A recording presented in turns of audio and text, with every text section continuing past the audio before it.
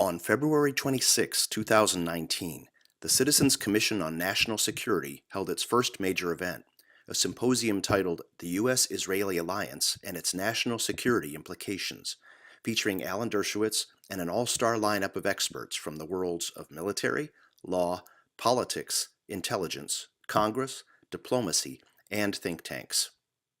It was held in downtown Washington, D.C., and aired live in its entirety on JBS-TV, the Jewish broadcasting service. What follows are highlights and sound bites from all of the participants of the 4 sessions of the symposium, including opening and closing remarks. Live from our nation's capital, JBS presents exclusive coverage of the Citizens Commission on National Security Symposium on the U.S.-Israeli Alliance and its national security implications.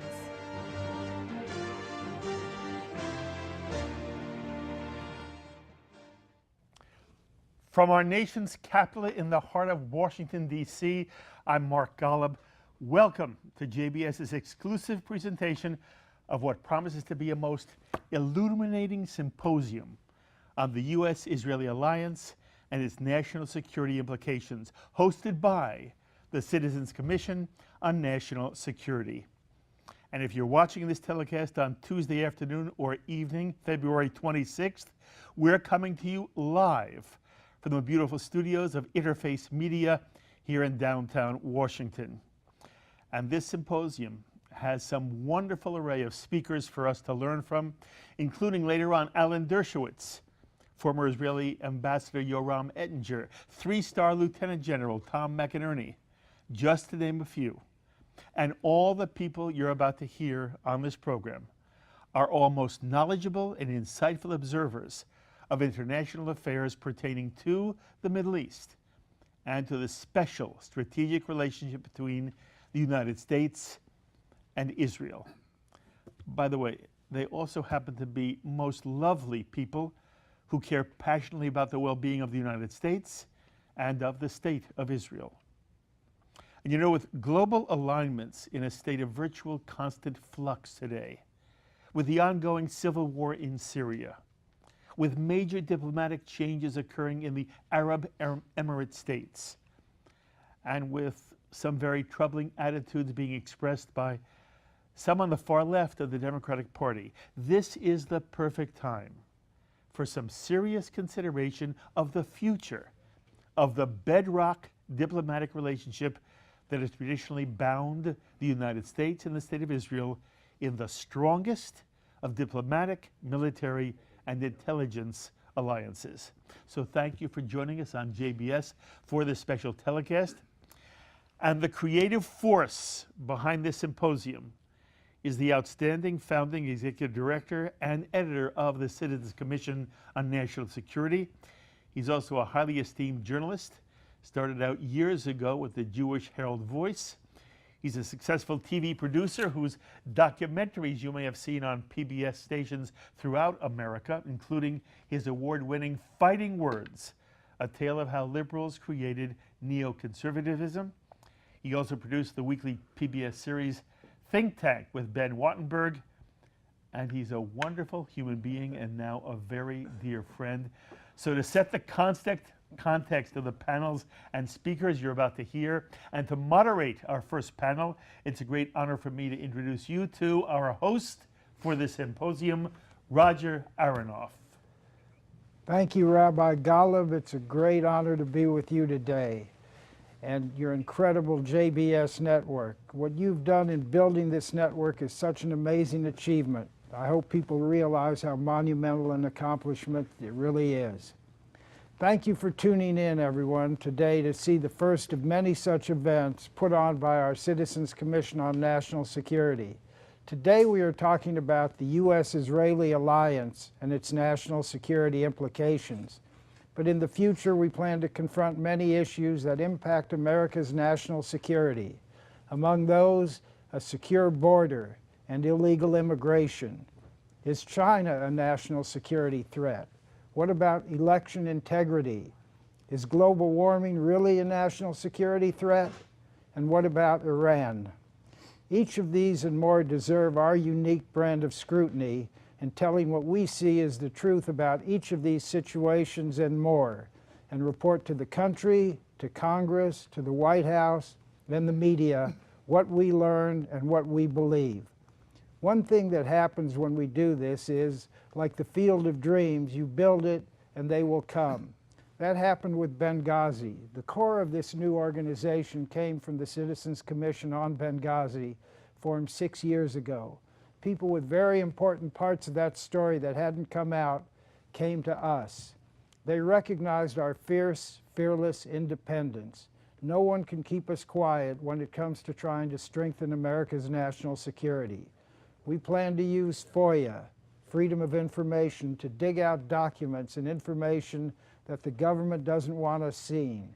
We've done a lot of that. It can drag on, but like you see with our good friends at Judicial Watch, it very often pays off, big time.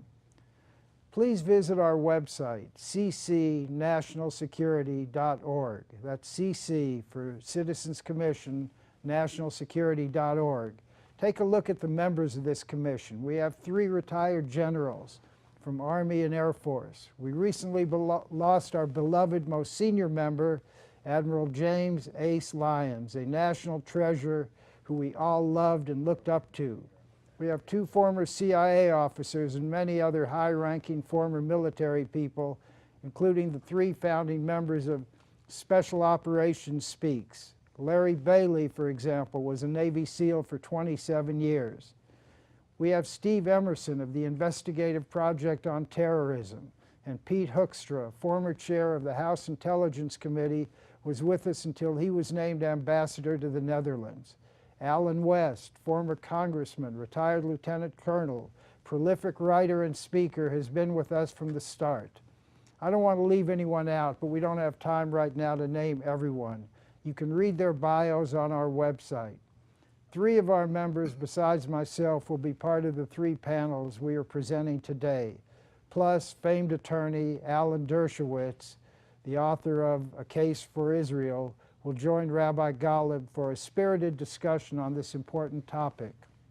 When I presented our plan for this event to Rabbi Golub, he got it immediately and suggested that we do this, broadcast the whole thing live. But it doesn't end here. This will be archived in segments on our and their website so that people not seeing it today will be able to watch it at their own convenience. We plan to do this on all these topics over the next couple of years. Hopefully we'll do 6 to 8 of these a year, and we will definitely be revisiting the issue of the strategic relationship between the U.S. and Israel. I know that few of you will be able to watch this whole 5+ hours today that we're doing, but please come back to our website or the JBS website and watch the rest. This will be unique, great source information, relevant not just for now, but long into the future. When you visit our website, again, ccnationalsecurity.org, take a look at our history, our members' bios, read about us and about this event. The full schedule is up there right now. We hope that you will sign up to receive our emails and updates, read our articles and reports, join our social media, and very importantly, please support us financially. We need it to continue doing events such as this. While the money is obviously necessary and important, our purpose is to do our part to strengthen America's national security for now and future generations. So let's get started with our first panel. It's called the Historic Alliance.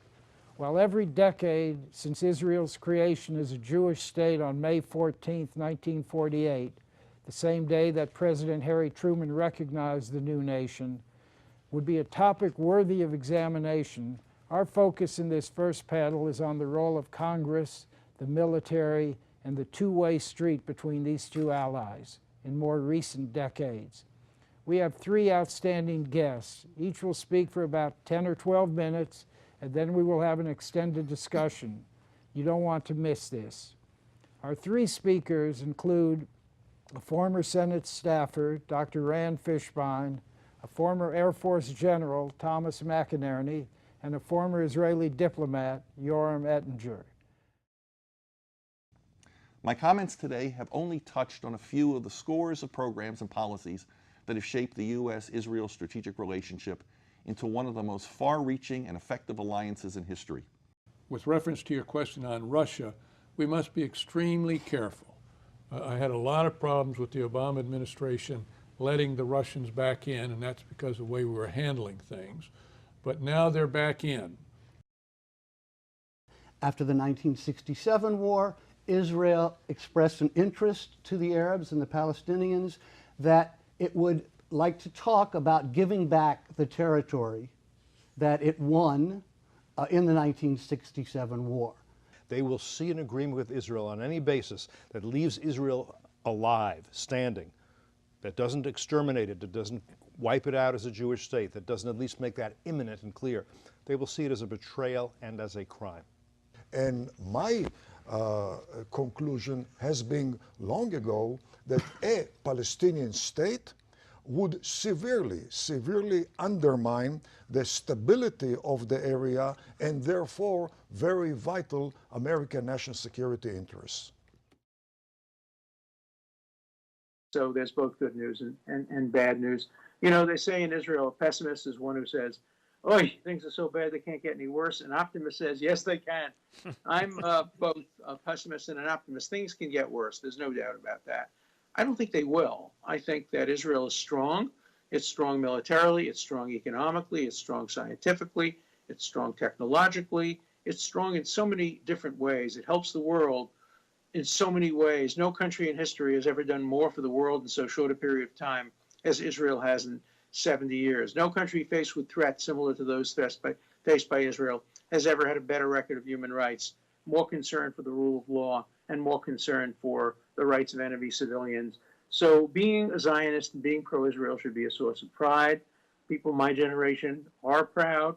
I would hope that pride can be persuaded and conveyed to the younger generation as well. But we have work to do. Let's do it. It is always so wonderful to talk to you and share your wisdom, Alan. On behalf of Roger Arnoff and the Citizens Commission on National Security, it's been an honor to include you in this symposium on the U.S.-Israeli alliance. I wish you well, and I know you and I will speak often, but thank you so very much, Alan. My pleasure. Thank you, and success on the conference. Thank you. That was a terrific interview, Mark. What stood out to you? You know, Roger, first of all, I think that it is amazing how much courage Alan Dershowitz has, because he doesn't try to say what he thinks is going to be popular. He says what he thinks is the truth.